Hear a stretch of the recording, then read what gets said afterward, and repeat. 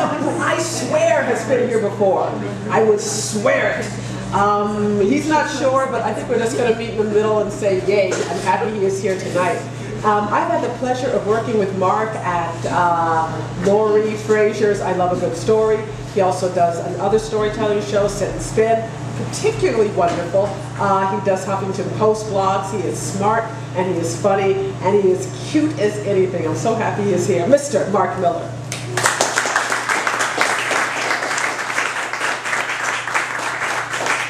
Thanks, folks, and thank you, Beverly, and thank you all for being here. And I just wanted to congratulate you all for surviving the rapture.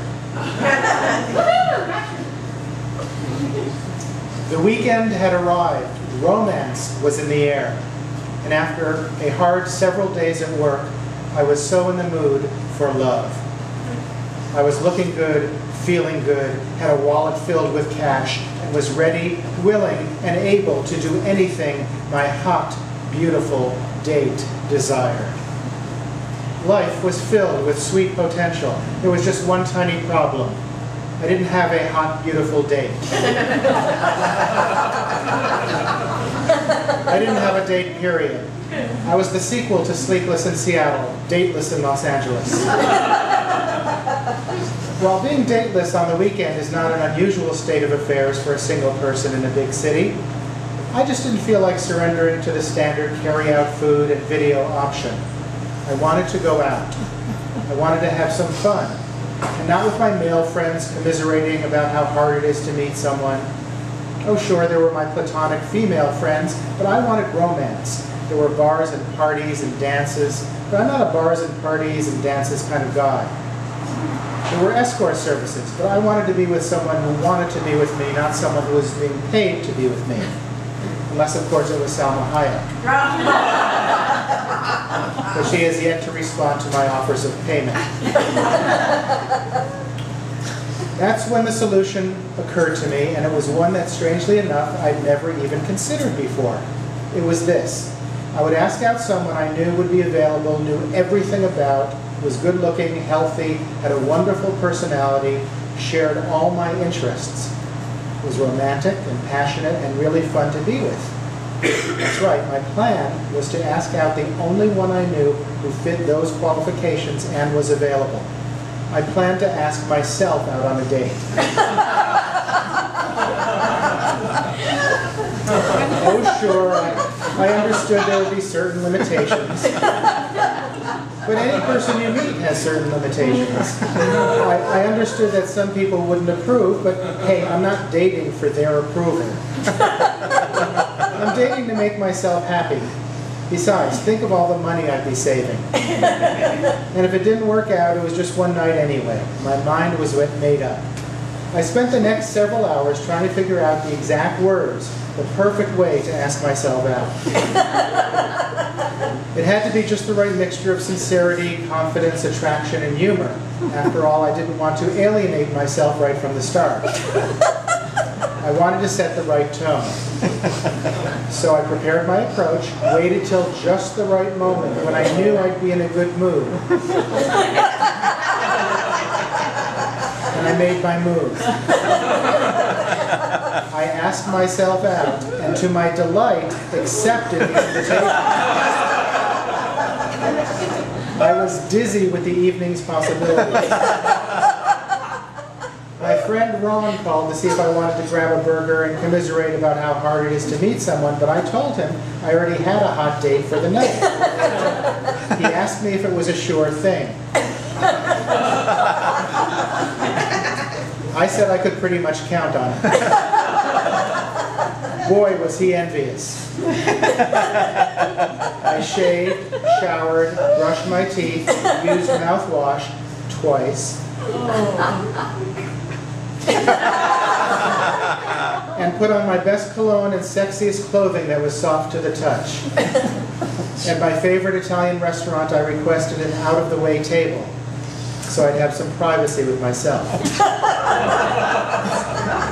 Things got off to an awkward start. After all, this was our first date.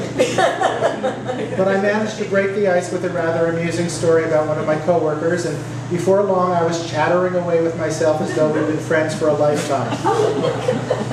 During the meal, my chemistry with myself was so strong that I scarcely noticed anyone else in the restaurant. We were in our own private world. I gave myself playful little touches, and at one point, just before dessert, even played footsie with myself under the table, giggling like a schoolgirl. The rest of the evening seemed to fly by. I found I had even more in common with myself than I'd imagined. We talked about our plans for the future, our hopes, our dreams, our fears. There was a real connection. Back home, I dimmed the lights. Put on some smooth, romantic music. Poured us both some wine. No words were exchanged. No words were necessary. But we both realized what was about to happen. And we both wanted it.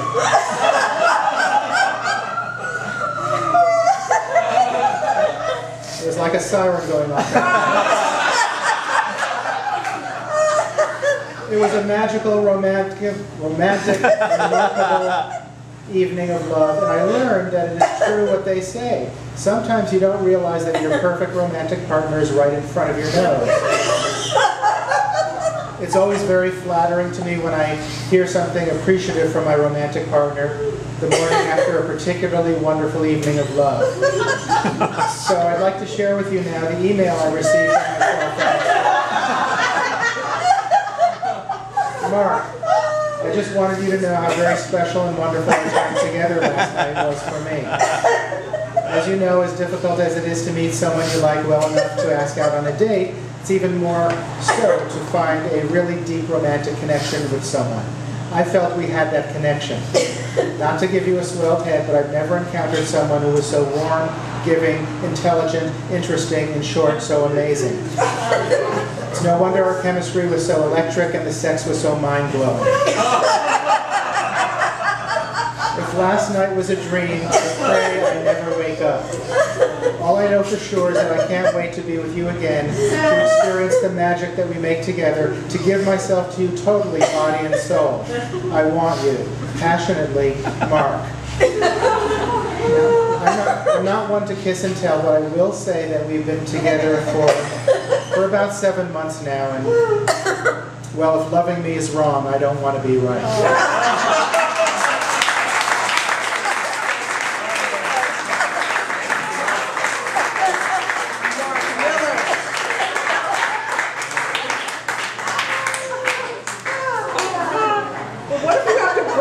Yourself.